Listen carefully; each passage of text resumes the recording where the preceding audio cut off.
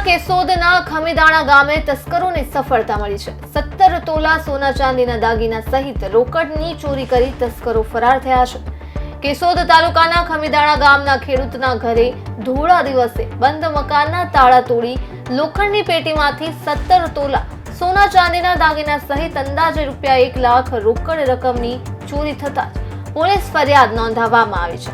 કેશોદ શહેર તથા તાલુકાના ગામોમાં ચોરીના બનાવો વધી રહ્યા છે, ત્યારે કેશોદ તાલુકાના ખમીદાણા ગામે ચોરીને સફળતાપૂર્વક અંજામ આપવામાં આવ્યો છે। કેશોદના ખમીદાણા ગામના ખેડૂત જે ટીટોડી ખમીદાણા વચ્ચે વાડી વિસ્તારમાં રહે છે, રોડ ટચ મકાન આવેલ હોય જ્યાં તસ્કરો આજુબાજુના વિસ્તારમાં અજાણ્યા તસ્કરો માહિતી મેળવવા રેકી કરી રહ્યા હતા, જે બાદ ચોરી કરવામાં આખરે તસ્કરોને સફળતા મળી છે।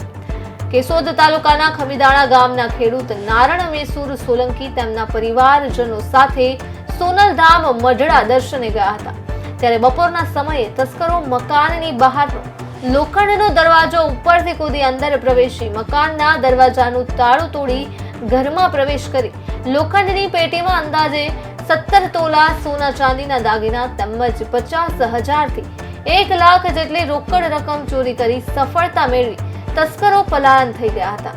ખેડૂત પરિવાર ઘરે આવતા જ ચોરી થઈ હોવાનું જાણવા મળતા જ ખેડૂત નારણભાઈએ પોલીસ ફરિયાદ નોંધાવતા જ પોલીસે આગળની કાર્યવાહી હાથ ધરી છે। કેશોદના ખમીદાણા ગામે નવા વર્ષની શરૂઆત થતા પ્રથમ દિવસે ખેડૂતના બંધ મકાનમાં તસ્કરીનો બનાવ બન્યો છે।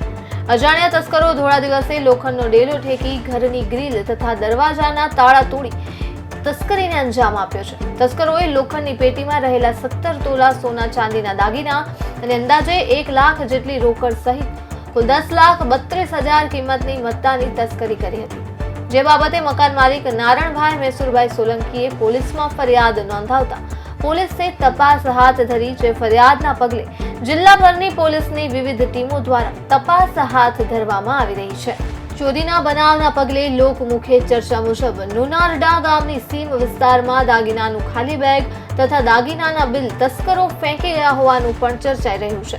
હવે તસ્કરોએ કરેલી ચોરીની ઘટનાના પગલે તસ્કરો પોલીસના હાથમાં ક્યારે આવશે એ જોવાનું રહ્યું। હાલ આ ઘટનાની તાલુકાભરમાં ચર્ચાઓ થઈ રહી છે। જી, આપનું નામ? મારું નામ નારણભાઈ મેસુરભાઈ સોલંકી, ગામ ખમીદાણા।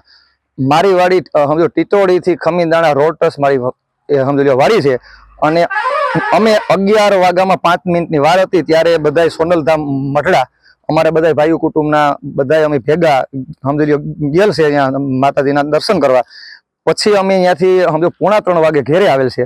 ઘેરે આવી અને સમજો ગેટનું ત્યાં તાળું નહોતું, એટલે ત્યાં અમે કમ્પ્લીટ ગેટ ખોલી અને અહીં મોટરસાયકલ મૂકી તો અહીં તાળું કમ્પ્લીટ હતું। જ્યાં આ તાળું ખોલ્યું ત્યાં અમારા 2 જારીના દરવાજા, અંદરના લોક, અંદરના બધું તૂટેલ હતું। બેંકનો ટકે સમજી લો દાંતીથી સમજી લો તોડેલ હતો। અને પછી અમે જોયું તો અમે સીધી પોલીસને જાણ કરી, તો એ લોકોની સમજો એ ટીમ સાથે 4-5 ગાડી આવી ગઈ। એમાં ડીએસપી, ડીસી જેના નામ હોય મને આવડતા નથી, પણ એ બધા લોકો સારી જહેમત ઉઠાવી અને ચોરી અંદાજિત 17 થી 18 તોલા સોનું અંદાજિત, પછી અને રોકડ રકમ 50 થી લાખ અંદાજિત, અને આવું ગયેલ છે। અને કોઈ અજાણ્યા શખ્સોએ આ બધું સમજી લો ઘરે તાળું હતું તો એનાથી કદાચ દરવાજો ઠેકી અને આ બધું કામ કરેલ છે। અને પછી ઓલે દરવાજે અમારે ખાલી આલરા પેક હતો, એ અમે આવ્યા હતા, એ દરવાજો ખુલ્લો હતો, બરાબર। કોણ હતા આસપાસમાં? કઈ કોઈ વાતોચીત નહીં, આસપાસમાં વાતોચીત તો થાય। અમારે બાજુમાં 2 ઘર છે, ત્યાં એમ કીધું કે ભાઈ ભેંસ છે, એક જગ્યાએ કીધું કે પાડો છે, તો 2 જણા હતા એવા અમારે અહીં હવે સમજો બાજુવાળા બધા અમને જાણ કરી કે અમારે ભેંસ વેચવાની નથી। એ ટાઈમ 10:30 અને 11 વચ્ચે 3 વાડીમાં ગયેલ છે। બપોરના સમય થયો કે રાત્રે? નહીં, સમજો બપોરના સમય 11 વાગ્યાથી સમજો 2:30 વાગ્યાના સમજો પેલામાં થયેલ છે, બરાબર।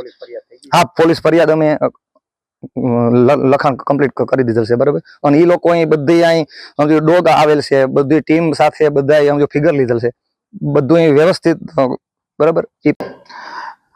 ગતરોજ કેશોદ પોલીસ સ્ટેશનના ખમીદાણા વિસ્તારમાં એક ઘરફોડ ચોરીનો બનાવ બનેલો છે, જેમાં ફરિયાદી નારણભાઈ મેસુરભાઈ સોલંકી રહે ખમીદાણા ખેડૂત છે, કે જો પોતાના ઘરેથી જેમનું ખેતરમાં જેમનું ઘર છે અને સવારે 11 વાગે તેમના પરિવાર સાથે સોનલધામ મઢડા દર્શન કરવા ગયા હતા અને પરત 3 વાગે આવ્યા અને પરત આવીને જોતા તેઓના ગ્રીલના દરવાજા તૂટેલા હતા અને અંદરથી કુલ 17 લાખના સોના ચાંદીના 17 તોલાના સોના ચાંદીના દાગીના અને તેમજ રોકડ મળી કુલ રૂપિયા 10,32,900 રૂપિયાની ઘરફોડ થયેલી છે.